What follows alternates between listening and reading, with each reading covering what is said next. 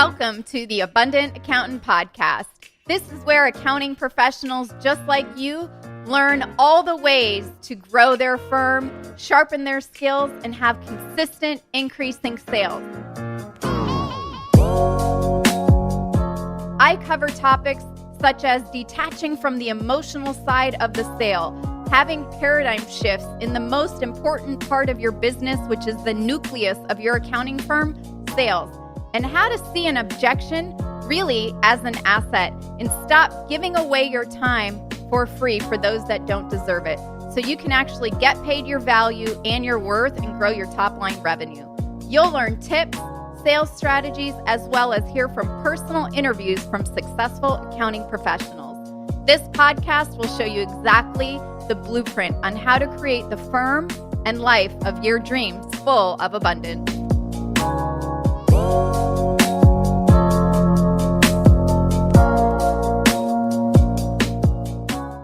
Welcome to the Abundant Accountant Podcast. Today we have a very special guest, and our special guest is a nationally recognized speaker and educator on federal tax law.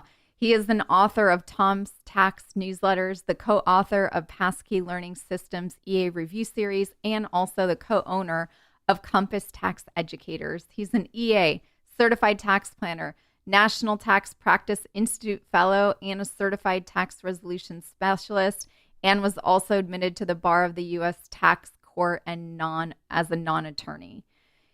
Not only is our special guest having a Master's of Taxation from Golden Gate University, also having a certificate in finance and accounting from the Wharton School at the University of Pennsylvania. He's also received a 2019 Excellence in Education Award from the National Association of Enrolled Agents and the 2018 Member of the Year from the American Institute of Certified Tax Planners.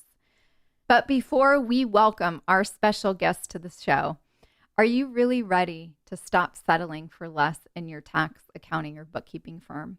If you're tired of long hours, you're tired of low pay, or you're tired of low-paying clients with little freedom, then this is for you. So make sure you keep listening to our whole episode today, because no matter what's happening in your firm right now, it is really possible for you to turn this around, not work with so many clients, work fewer hours, and get paid a whole lot more. You see, all around you, firm owners are grinding 14-hour days. If you look at April 10th, they're exhausted, burnt out, and saying, I'm ready to throw in the towel. I cannot go another year like this. But that is not how we need to do things, and that's definitely not how we do things here at the Abundant Accountant.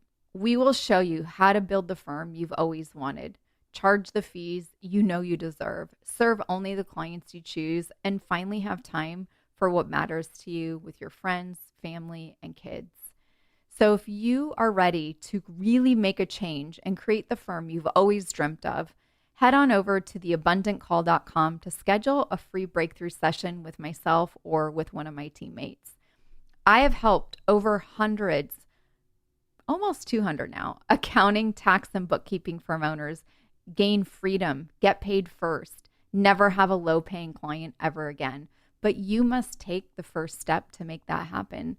So head on over to theabundantcall.com, book your free session, and we'll discuss where you're at right now in your firm and what's holding you back. Where do you want to be so you don't have low-fee clients and you have premium-paying clients? And how do you take the next steps to double your firm revenue now? Every success started from this call. It's turned into more confidence, premium fees, doubling revenue, less burnout, and excitement for your firm and your future. So book now at theabundantcall.com, stop settling for less, and create the firm that you've always dreamt of. And now let's welcome our special guest, Tom Gorczynski, to the show. Welcome, Tom, to the show. Thank you, Michelle. Thank you for having me. Oh, it is such an honor to have you. And I love that we can do this, every quarter or so, or maybe even more frequent in the future. But I know your time is so valuable. But for those that don't know who you are, could you share who you are in like 30 seconds or less? Because I know you are a regular here at the Abundant Accountant Podcast. However, someone new might be listening today. Absolutely. So I'm an enrolled agent, a certified tax planner, and I'm admitted to practice before the United States Tax Court as a non-attorney. I'm a co-owner of Compass Tax Educators, a nationally known firm for providing CPA and EA education. I have an online newsletter, Tom Talks Taxes. I speak at regional and national tax conferences. And I also have a weekly mastermind group called the Inner Circle with Tom, where we help tax pros solve challenging problems and get paid for what they're worth. Yes, I love it. And I am so honored to have you here because we're going to talk about, not a technical thing that Tom normally talks about, but why low fees actually hurt our clients really bad. And I think a lot of times, low fees, you think you're going to get more clients in your firm. Or if you have low fees or you're charging below a competitor, then you'll be able to grow your practice and eventually maybe they'll pay you more in the future. So that's what we're chatting about today. So make sure to grab your yellow notepad or whatever, wherever you take notes, because today is a really important conversation as to why these low fees are hurting your clients. I mean, obviously they hurt your business too and your firm and your profitability. And then you get fed up and burnt out and exhausted and tired and just maybe even want to shut it down eventually. But Tom, why would you say, because before you were doing all this education and before the inner circle and everything else, I mean, you ran a firm full time. Yes, right? I still have a firm part-time now. I know you have it part-time. Right. So, I think low fees are detrimental to taxpayers ultimately because in order for the tax pro to meet their revenue goals, when the fee is low or the price is low, that automatically means you have to handle more clients in order to meet those revenue targets or goals. Mm-hmm. Now, I think a lot of tax pros who do charge very low fees, and unfortunately, I know that there are tax pros charging $100, $200 for a tax return. They do it a lot of the times for two reasons. One, it's the way we've always done it, so I can't change. That's the big one. But the second, I think, is that they believe that, and this is very laudable in some ways, everybody should have access to competent help. Therefore, by keeping the fee low, I will be able to help more people at a wider range of income levels than if I charge more money. Yep. Yeah. And, I think it's like a catch-22. Yeah, you want to make yourself available to clients, but you can't help everybody. And I think that's what it comes down to, because if you're taking on clients at these low fees, then like you said, you have to handle more clients. So then you're actually devaluing your premium type clients that ultimately I think every single person here listening wants to work with.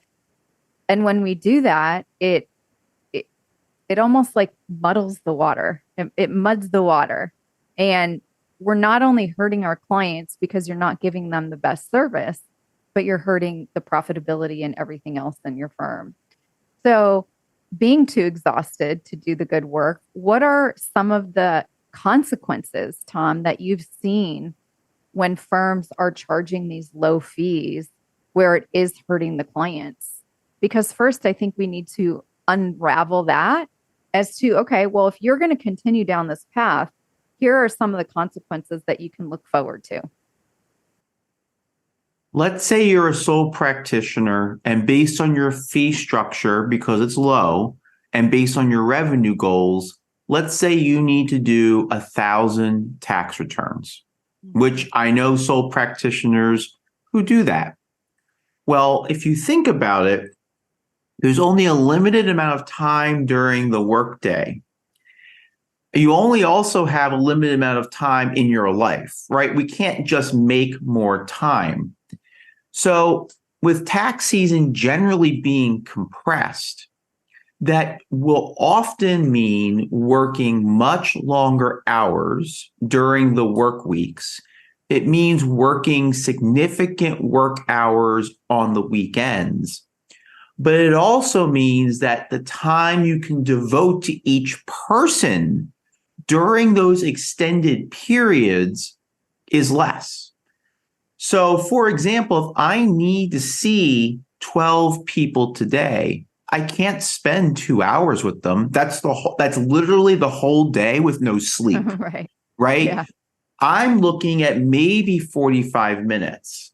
Well, maybe for some super basic situations that may be enough, but not for a rental owner, not for a business owner, not someone with a family looking for opportunities to save tax. Yeah. So there are just so many downstream consequences of having to crunch so much work into a small period of time. Crunching that amount of work in a small period of time just gets you to exhaustion and burnout. And like, why are a lot of clients that I know you work with and I've worked with have even questioned, like, what am I doing this for? What is the end goal and the outcome that I'm looking for? But I also wanted to share that low fees, it is transactional. It does create, like you have mentioned, higher turnover. But to be honest, low fees, it just shows mistrust. That's really what it does. And it creates doubt because sometimes people will go, think about how you buy. And I think this is really important. And, Tom, I think you've made a shift too. Like if you just think of where things were, 6-7 years ago versus how things are now, it's like the way we perceive how we see the world and how we make buying decisions or the fees. If I went and I got a new Tesla recently, if I got a new Tesla and it was like $15,000, I would be questioning things. I wouldn't have the trust. I would have mistrust in the product or the brand or the service. And having these low fees, it does create doubt to clients, especially the business clients or the clients that have rental properties. To be honest, they're expecting something of higher, especially like a real estate example. If you're dealing with a house flipper and they have multiple properties and they're trying to turn a profit and you come through and you've got these low fees, they're going to be scratching their head like, this doesn't really make sense. And to be honest too, the way we buy is the way we sell. I like to pay premiums for things. I'll buy the most expensive version of the Tesla or the most expensive bag, or, if I'm going to get a tax plan, like I hope it's a really high price, because if it's not, I'm going to question, well, what does this person really know? What are they going to do for me? Are they going to treat me like a VIP, or am I going to just be like one of 1,000, like you said, with this person doing the 1,000 tax returns? And the way we buy is, to be honest, the way we also sell.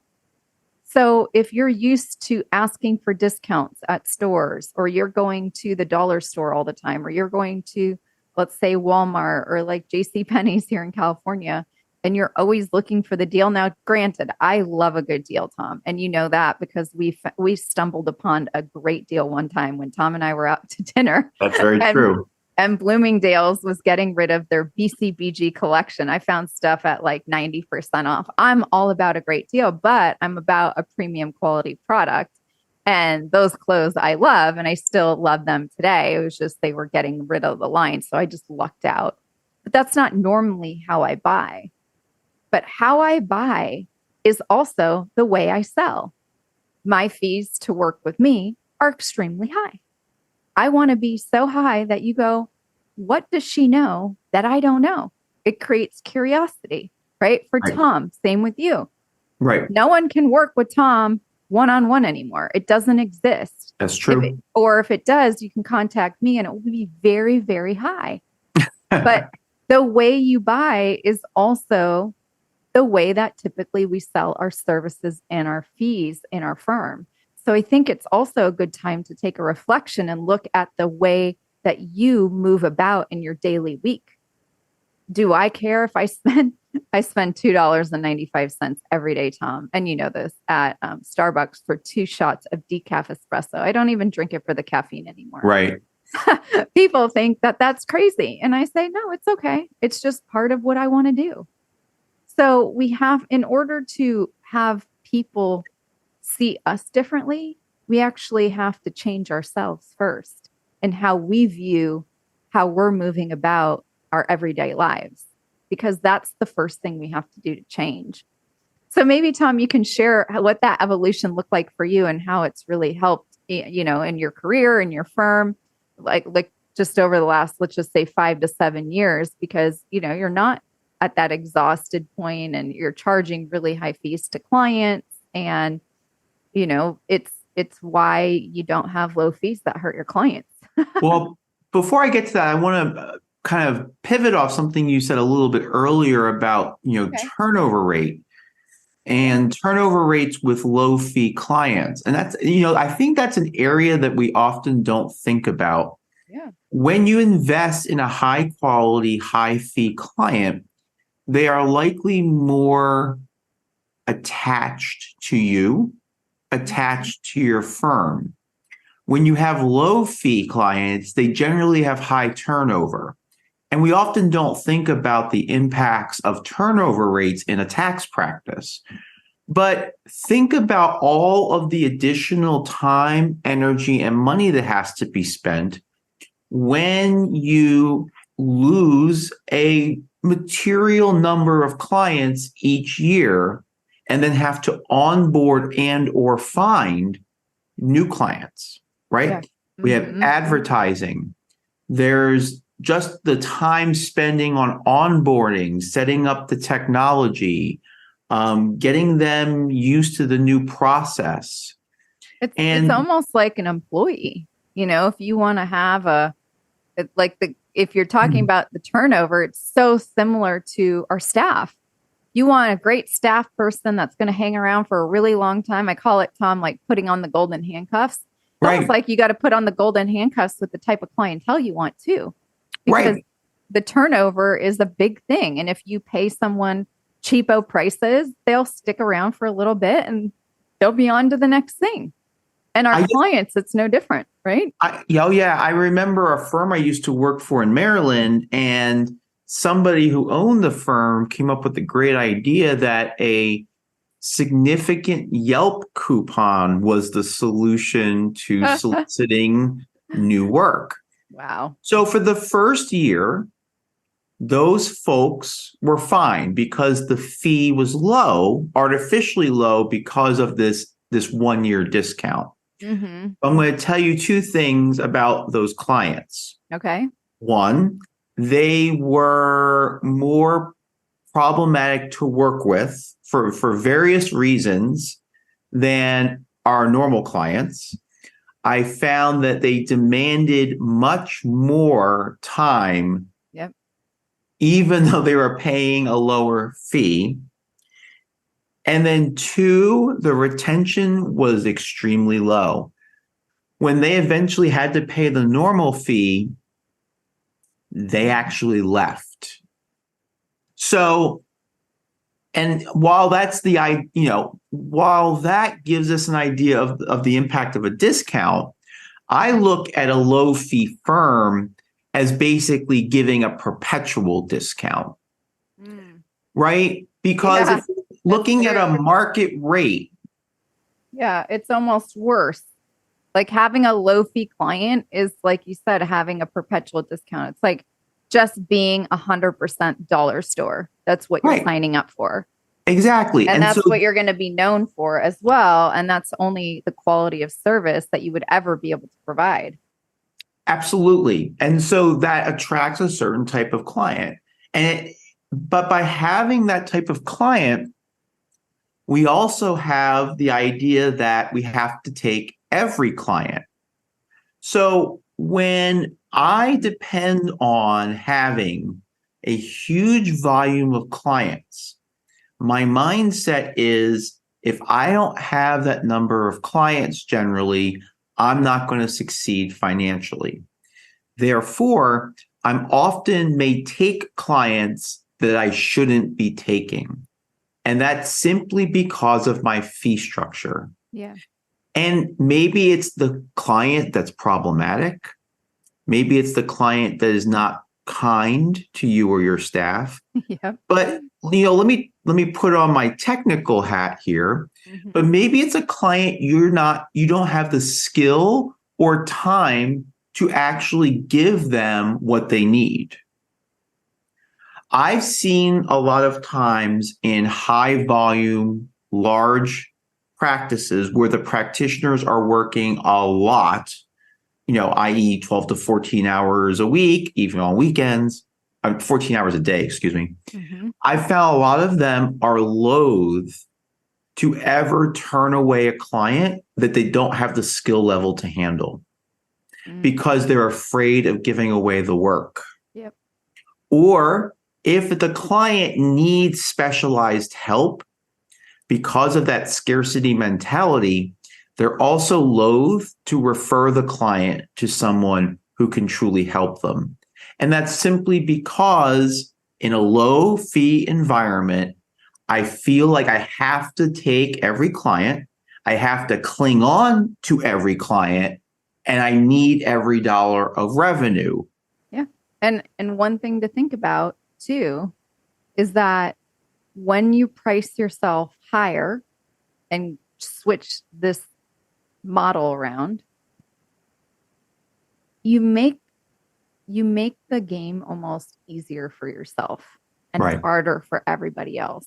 Because if everyone else is the same and you stick out as the premium top, you're now more valued instantly because of the curiosity. And if everyone else is the same, all they're competing on is price. So guess what?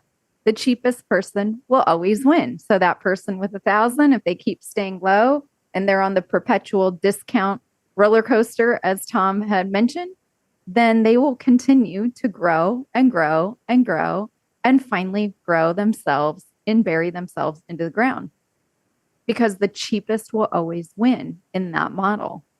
But if you price yourself competitively or at a massive premium, you are now playing in your own field. Right. You don't have any competition. There's no one else like you. And I think that's the part that creates a lot of trust. It creates a lot of curiosity and it creates a lot of, wow, that person must know something that I don't know. So there's already value being perceived without even meeting you yet. And I promise you won't be too exhausted to work anymore.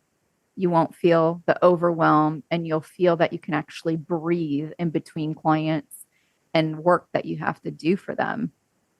So I'm curious, Tom, if you can share, like, how did you, or, even from seeing firm owners that were in the low fee department where it was hurting their clients, did any of them have a hard cost consequence that it cost their firm X number of dollars because of some mistakes that were made? And then also, how did they make the shift to start turning things around? Well, you're right. In a low fee firm, exhaustion can set in very quickly. What are the consequences real life of that exhaustion? And honestly, it means that errors increase. Simple errors, major errors, and also things are omitted, right? So instead of offering them valuable planning strategies, the goal is simply to get the return done because we're already behind. And I worked with a firm owner once who was charging, I believe, around $200 as an average. And the next year, they simply decided to make a change and they moved to $695 as their minimum fee. Yep. And there was some attrition, but it was enough that the work-life balance became normal, but the revenue was the same or a bit more. Yeah. And that, But here's where the difference was.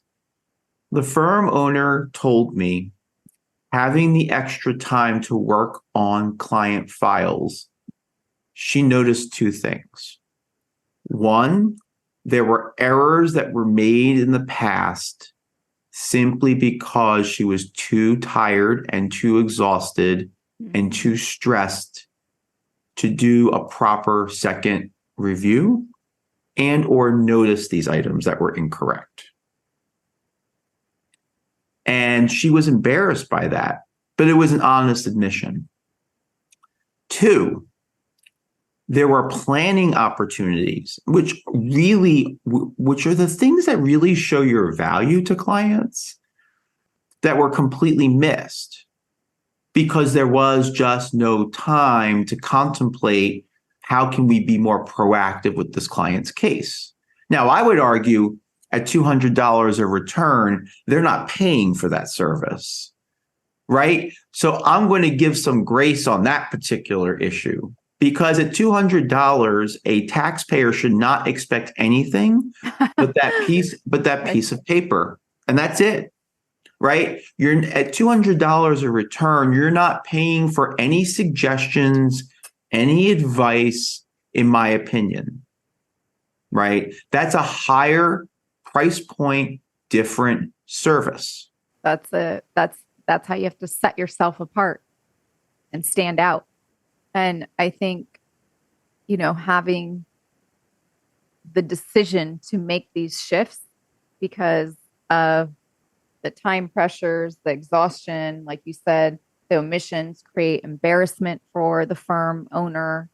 And, you don't want to feel like you're dumb or you look stupid because you missed something. And I know when you cut corners in these areas, I've heard it from my clients and, Tom, from people who have worked with you and why they're with you and why the inner circle is such a powerful place for those that want to not have these areas that you're missing on the technical side, because you want to be the best firm owner you can be. But in order to do that and not have these low fees hurt your clients and your firm, you have to think about how and what you're going to do to make these changes, because the costs are significantly high. Ultimately, in my opinion, and I think you agree, a low fee, high volume firm is not in the client's best interest from a tax perspective. No. And ultimately, as a tax professional, I believe we have an ethical duty to always put our client's situation first. So where we're not being proactive with them in a low fee, high volume practice. But as you said, we actually do put them at financial risk. Right. So how do we do this? Well, think about it. If I am making errors on tax returns, and if the IRS catches the error, they could be liable for a penalty. They could be liable for the additional interest. Then ultimately, they may come to me, the practitioner, to pay those penalties or interest because I may be responsible for it. They may make a claim against my insurer for not doing proper work. Then if we're going to actually go further, the IRS can impose preparer penalties on tax professionals who do unreasonable actions on tax returns. Some of those actions don't have to have intent. If you simply consistently misapply the law, you could even be liable for a preparer penalty. And what are those penalties typically running, Tom? Like if you had to quantify, let's just say cutting corners on a return, due diligence missed, assumptions and estimates that were wrong, things that were omitted from returns that should have been there. What do you think from a total financial dollar amount could that cost a firm owner who continues to go down the path of having these low fees and hurting their clients and themselves? My experience is that when the IRS opens a preparer case, it's not for the one-off. It's for the preparer who consistently has errors on returns. And because of that, I have never seen a preparer penalty case that was less than 6 figures. Oh, wow. Because the goal of the service in a preparer case like that is to close the practitioner down by imposing such a penalty that it puts them out of business. Oh, Now, this is massive. yes. And that's not even talking about the other side, which is the client cost, right? Well, yeah. If a preparer case is opened, your clients all get audited, right? So not only are you going to be potentially financially ruined, but all your clients could potentially be examined by the IRS. Mm-hmm. Now, the Office of Professional Responsibility governs Circular 230, which are the CPA and EA ethical guidelines for practice. Well, this type of low fee, high volume practice has Circular 230 implications, which could lead to discipline potentially from the Office of Professional Responsibility. And the area here I'm thinking about is due diligence, right? We have an ethical responsibility to do due diligence on ensuring the accuracy of tax returns. But if you only spend 45 minutes or 40 minutes with a client, let's get real. The due diligence is going to be significantly less than if you have more time and more space. And in fact, I know of one practitioner who is a big advocate of 15-hour days, in and out, 40 minutes. And that's the best, most efficient way to do a tax practice. Wow. But that same person doesn't believe in doing a second review of the return. To me, that's akin to malpractice to not do another review of a return you've prepared. Even if you're just sitting there, you need to do it. But ultimately, the best type of review is one where the return is looked at a second time later. And there's different ways you can do review. But a second review to me is an essential part of due diligence. Checking the taxpayer's documents to make sure they comport with what the law requires. That's due diligence. If I see something that's incorrect, inconsistent, or incomplete, I can't just say, oh, well, we'll file it anyway, no big deal. No, we have to address the issue. We can't say, well, my schedule doesn't permit me to delay this till next week. Therefore, we're just going to file your return now. We'll just do the same as last year. No big deal. Wow. No, that's not putting the client first. It's not meeting your due diligence, in my opinion, obligation under Circular 230. And so I just see a lot of problems there. And I know this because I got my start doing those types of returns in a national chain, okay? I would sit with the client for an hour or 45 minutes. I would do the return. There was an intense pressure to get the return out right then and there. None of the clients ever wanted to come back. They wanted to file. And if I was simply invested in my paycheck and how I looked to the owners or the managers of that business, I would just push it through, right? Yep. But that's not how I operate. And so when I pushed back, people complained, but I felt I had to do the due diligence required. You don't have proof you can claim those dependents? Well, then we're not filing this return unless you have it.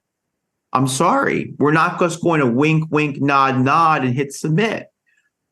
Now, some people might be upset saying, well, I'm implying that a low fee, high volume practice is less ethical.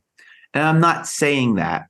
What I'm saying is a low price, low fee, high volume practice creates pressures on people that could entice them to do less due diligence because the business model kind of makes due diligence difficult.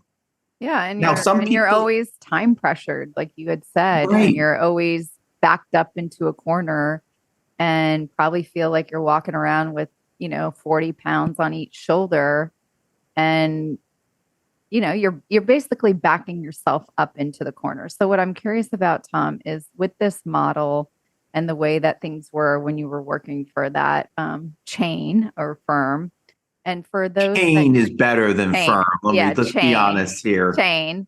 And for the other firm owners that are having a low fee model where it's hurting their clients and could possibly really put them in a predicament, how have you seen this really take a toll on tax pros' health and wellness and their well being? Because I've heard it from, clients that I've helped, but I'm Right. curious for you to see or share, how is this really taking an effect on the health and wellness of firm owners that are continuing down this path? And what do you see is possible to make the shift and make that change? I think a lot of firm owners again look at it is the the the more people I can serve, the more people I can help. But if you're dead or sick or you have a break, a mental break, you're not going to help anybody. So, and I think this happens a lot in the helping professions, especially, right? A lot of people want to help so much that they actually risk their own health and wellness and they don't see it. But in my view, it's the reverse. To me, anyone who's providing a service, whether it's a helping profession, a tax professional, we have to put our health and wellness first. Yeah. Because if we are healthy, well, energized, we actually are going to help the taxpayers in the best way that we can. I always say, until you can help yourself, you can't, or until you put yourself first, you can't help anybody else. Right. And going back to something you actually said very early, we can't help everyone. And that is essential. My practice now is very limited. I have a certain number of slots for tax prep clients because I have to complete them in a narrow range during tax season because I have other projects. During the year, I have a fixed number of slots for cases where I'm representing taxpayers before the IRS or tax court because I have limited time. Now, if I took double or triple my capacity, it looks like I'm quote unquote helping more people, but I'm actually not going to be able to do work on their case because I'm so scattered. Therefore, they honestly would be better with someone else. To be completely fair, so you get either 50% of me or 100% of someone else if I am overwhelmed. So for most tax pros with these low fee, high volume practices, you're getting 50%. And tax pros may say, no, I'm giving them 100%. I challenge you to really think if you are doing that. And if you are doing that, how physically, mentally, and emotionally are you on April 10th of each year? Because I'm going to tell you, you probably are not in a good place at all. Yeah, I think that's a good, rate yourself on a scale 1 to 10. We're at on the 10th. And if you're on vacation, like Tom is, or a lot of other clients that we've worked with, then you're at a 10 on that scale. If you're stressed out, pulling your hair out, going, I can't go another year like this, I have to make a change, feeling time pressured, put into corners, missing things, living off caffeine, you're probably at a 1 on that scale. And right. Getting really honest with yourself is the only thing that will have you look in the mirror and say, okay, I'm ready to make a change. Michelle, can I give some steps on how they can move away from this model? Let's do it. I think that's a great idea because low fees clearly not only hurt your clients, but they hurt you too. And I First, hear time and time again yes, that they can't keep going this way every year, right. you know? So yeah, let's hear the steps on what Tom recommends Yeah. to make these changes. So grab your pen and paper and take Get it out. Yeah. cornucopia notes. And that's how we're going to wrap up today. First, you need to admit you have a problem. That's the first thing you have to do and say, this is not working for me. And in many ways, this is not working for my clients. Because if you think everything's hunky dory, it's okay, you're just going to kind of nibble around the edges of change. You have to admit that the current way is not working. Second, for next season, if you're simply doing routine annual tax preparation, I challenge you to move from a charge by the form, charge for the return model into doing a 1040 or form or business return service package. So instead of paying for the forms, instead of paying for the return, they're paying for a bucket of services as part of their annual tax preparation fee.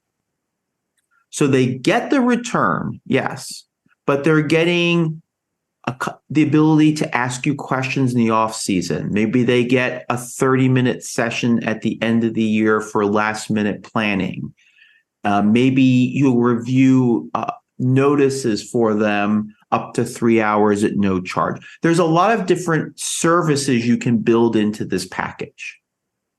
Then you take the package and you price it based on the value, and you price it at a premium because they're getting access to you.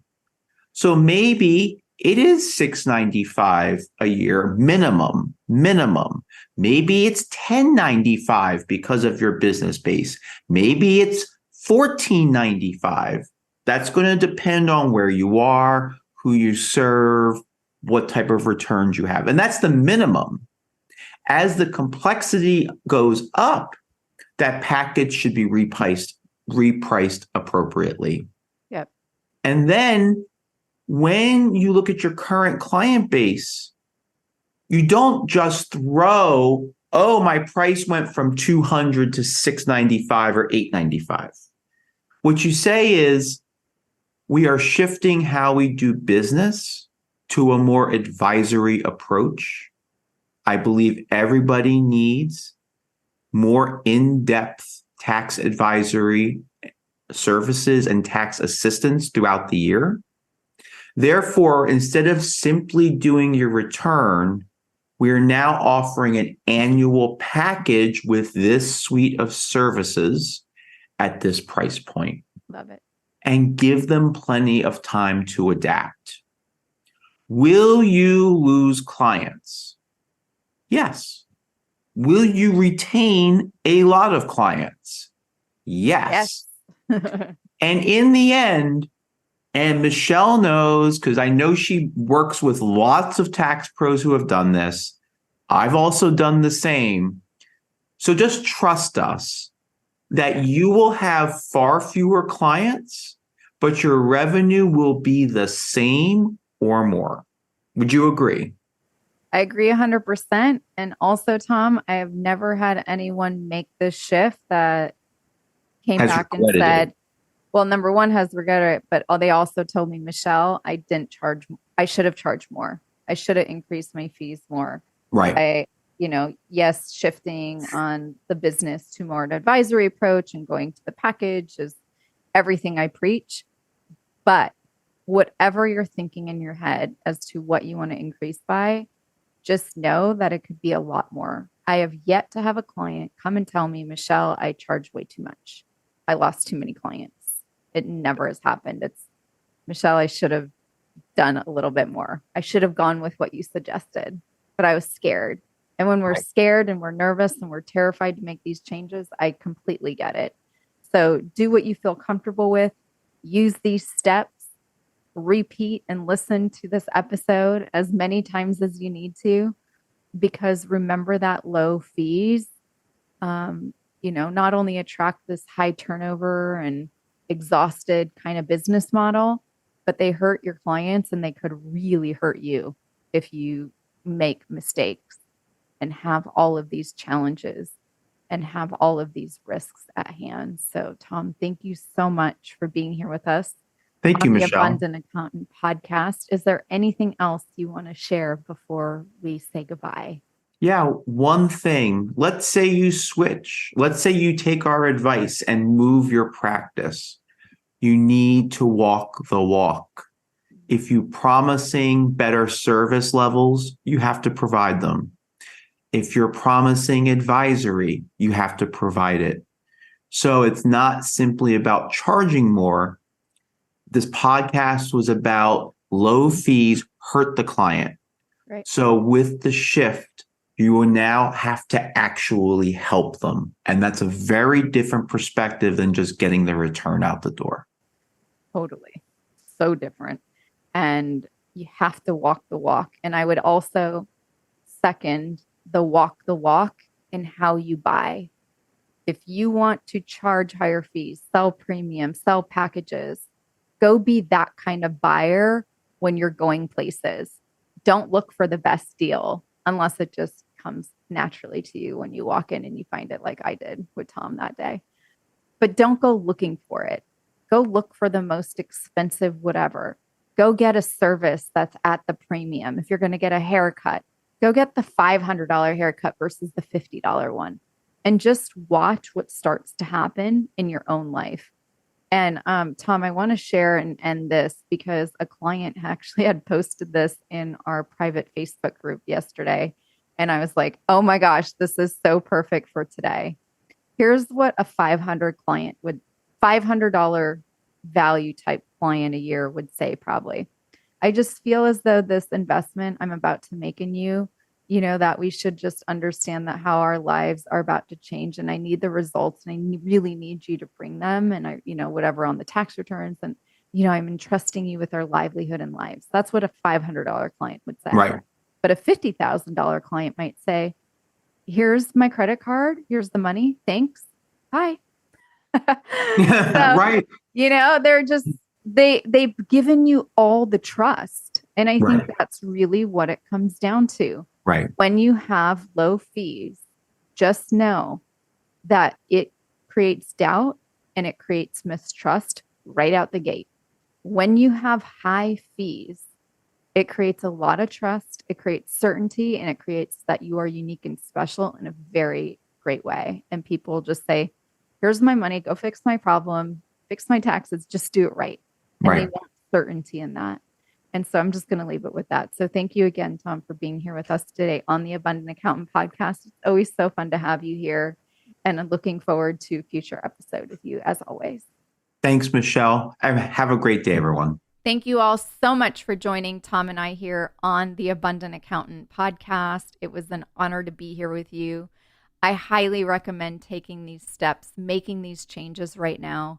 So at April 10th, you don't look back and go, gosh, I cannot do another year like this.